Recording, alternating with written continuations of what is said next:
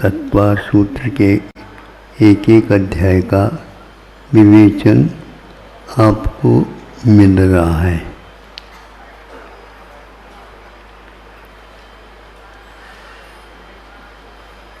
कौन से इंद्रिय से और मन से मति ज्ञान तो उत्पन्न होता है, ये सूत्र आया था कल। तदिंद्रियाणींद्रिय निमित्तम, तत् मैंने वह मति ज्ञान इंद्रिय और मन से उत्पन्न होता है, यानी इस ज्ञान की उत्पत्ति में ये निमित्त होते।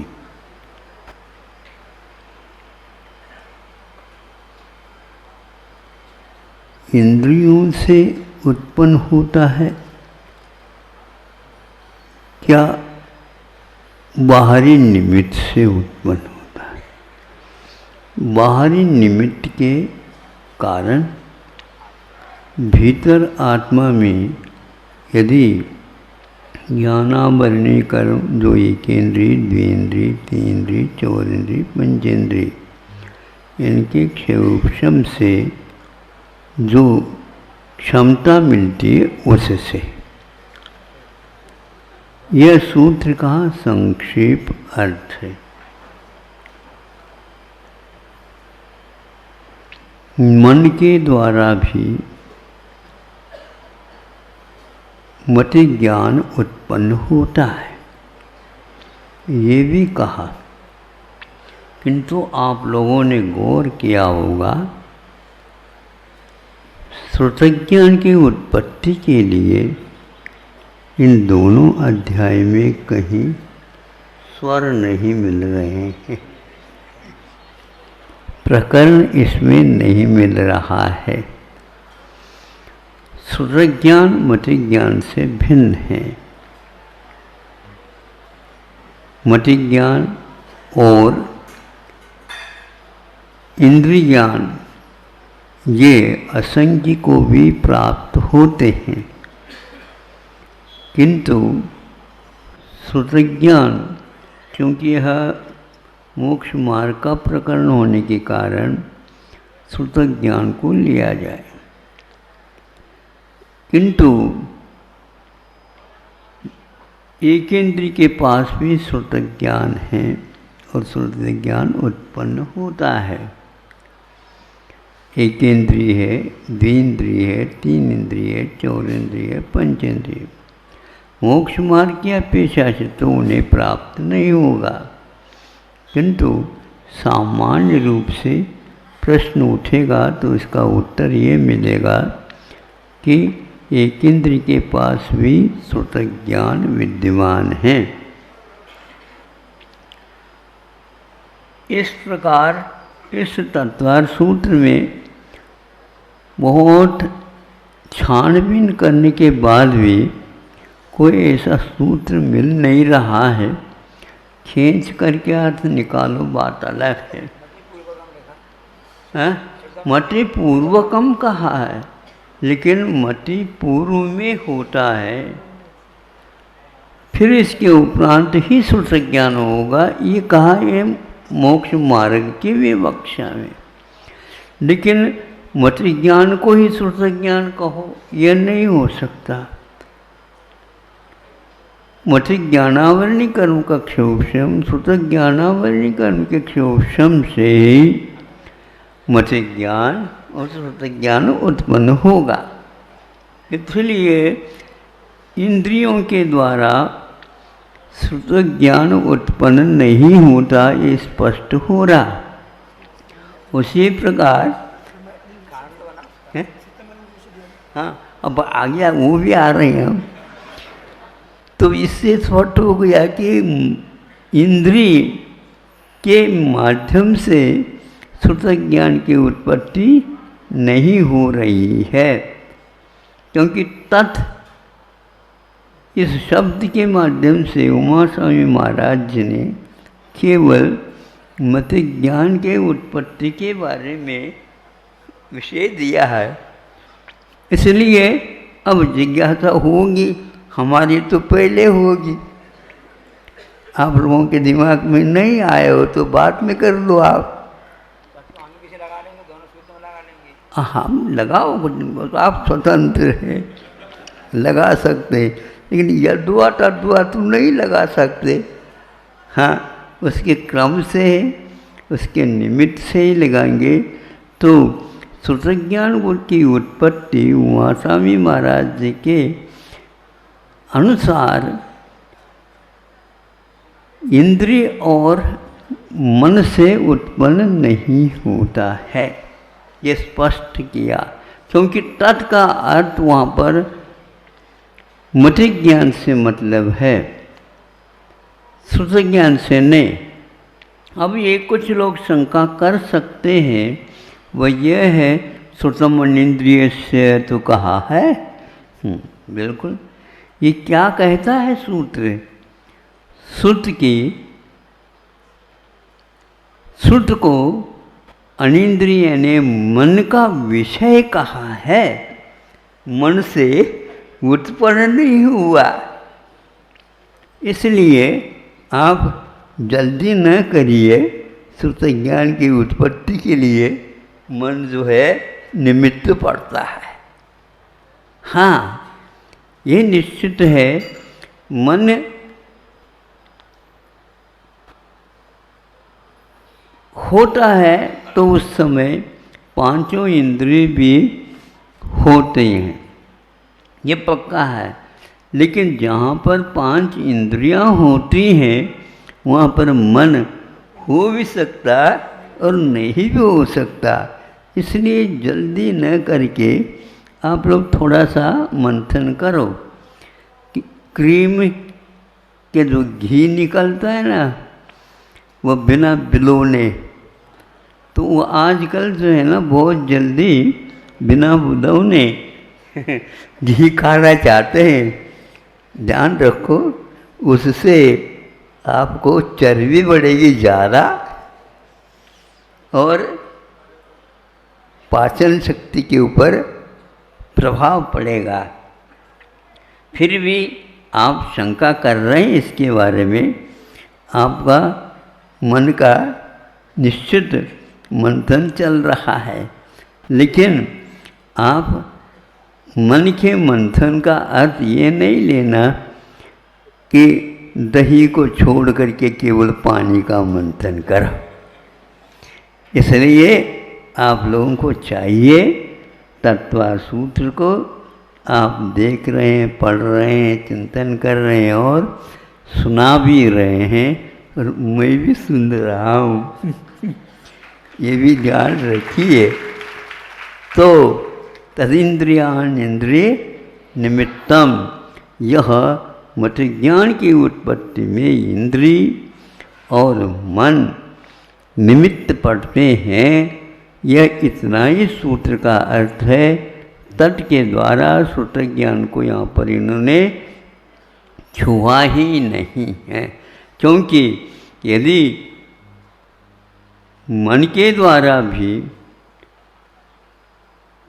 श्रुत ज्ञान होता है तो कौन से सूत्र में लिखा है इसको अपने को देखना है।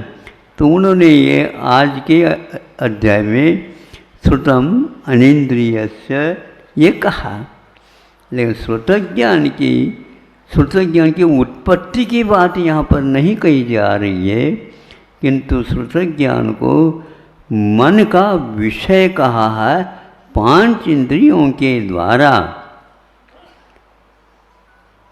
जो श्रुत है, जनवाणी है, उसका ज्ञान नहीं होता है, ये इसका फलितार्थ है। दूसरा एक विषय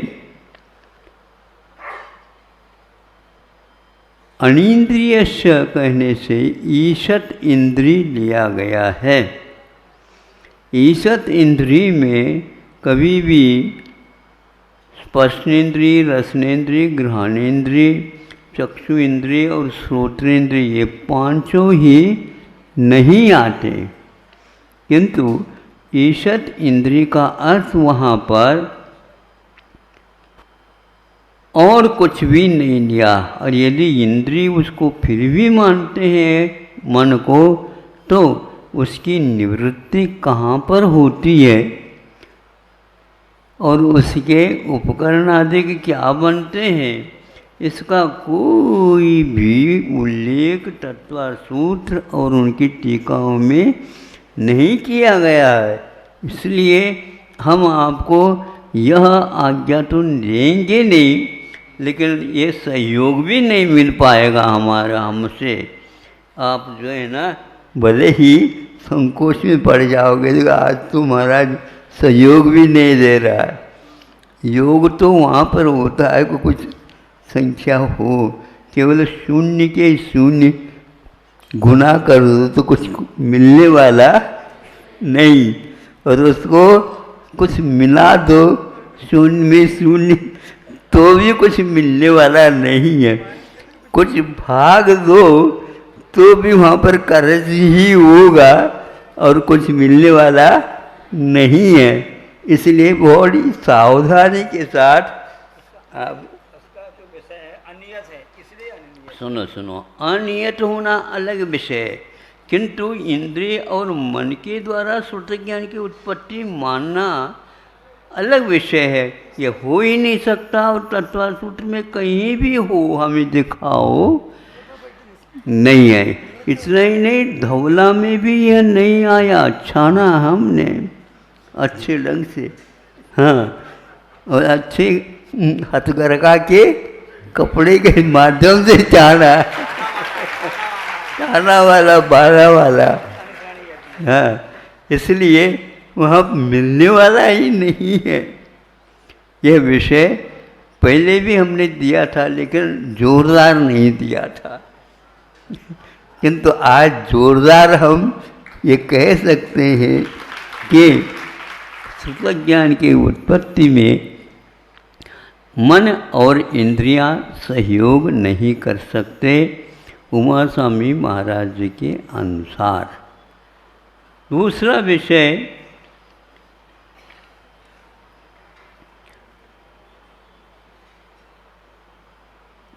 कुछ लोग हमारे पास सामने आए थे, उनका कहना ये था कि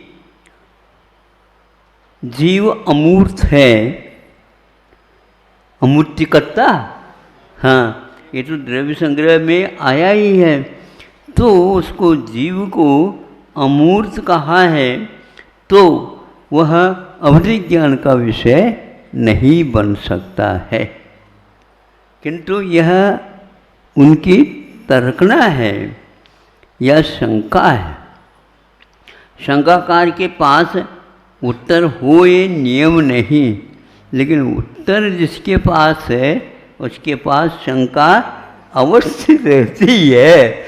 उसको वह कहना नहीं चाहता, सामने वाले से प्रश्न आ जाए, जिज्ञासा आ जाए, शंका आ जाए, तो फिर बाद में हम उत्तर देंगे। लेकिन उत्तर तो दिशा होती है, वह दक्षिण दिशा के बिना नहीं होती, ये पक्की बात है। लेकिन दक्षिण दिशा से वह कोई तालमेल नहीं रखता, वह विपरीत दिशा में रहता है।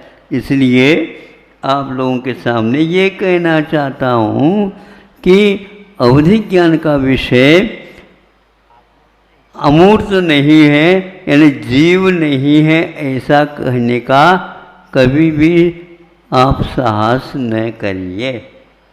बंधम पड़ी यत्तम, बंध की अपेक्षा से कि इसमें एकांत है। कर्म बंध की दशा में आत्मा का स्वभाव अमूर्त है, ऐसा नहीं कह सकते हैं। इसलिए सिद्धावस्था में तो वह अमूर्त है, और बाकी संसार दशा के बात करते हो तो वहाँ पर 14 गुणस्थान के अंतिम समय तक वे संसारिण मुक्ताश्च, मुक्त ये है तो सिद्ध प्रवेष्टि है, बाकी सारे के सारे मुक्त नहीं हैं, इसलिए वे मूर्त है। ये सिद्ध हो जाता है।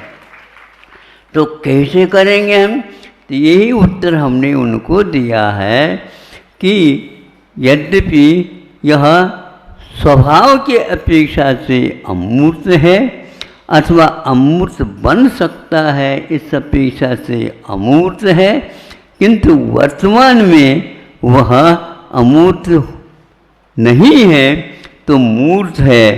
तो मूर्त है तो अवधि ज्ञान का वह विषय बनने में कोई भी बाधा नहीं।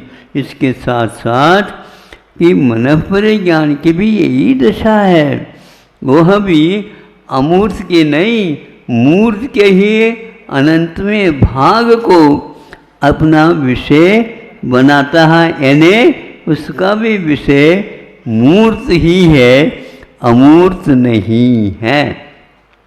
अमूर्त को विषय बनाने का एक और उदाहरण है कि अणु जो है अमूर्त होता है क्योंकि इंद्रिय के द्वारा ग्रहण करने में नहीं आता, ये पक्की बात है। लेकिन उसको हम अमूर्त इस अपेक्षा से कह सकते हैं, किंतु अमूर्त यदि वह भी है तो परमाणु भी अमूर्त परमाणु को भी कहा है। इसलिए वह उस ग्रंथ के अनुसार अवधि ज्ञान का विषय भले ही बन जाए, लेकिन धवला इत्यादि में अणु को जो परमाणु, कौन से परमाणु, पुद्गलाणु, उसको उन्होंने कहीं भी नहीं कहा विषय की अपेक्षा से। नहीं महाराज, कहा तो है अवधि ज्ञान के लिए रूपिषु अवधे। रूपिषु जो कहा है ये बहुत महत्वपूर्ण है। इसमें पुद्गल द्रव्य का ये स्वरूप बताया और साथ साथ वह एक अणु नहीं किंतु बहुत सारे अणुओं के स्कंद बनने के उपरांत रूपिषु ये बहुवचन का प्रयोग आ सकता है, आता है। इसलिए अवधि ज्ञान बहुत सारे परमाणुओं के पिंड को अपना विषय बनाता है, उसके अनंत में भाग को वह सूक्ष्मता की अपेक्षा से मनःपरि ज्ञान अपना विषय बना सकता है। इसलिए जीव अमूर्त संसार दशा में नहीं है, इसलिए संसारी जीवों को अवधि ज्ञान मनःपरि ज्ञान अपना विषय बनाने में कोई बाधा नहीं है। विषय तो और भी थे लेकिन इतना ही ठीक है। अहिंसा परमो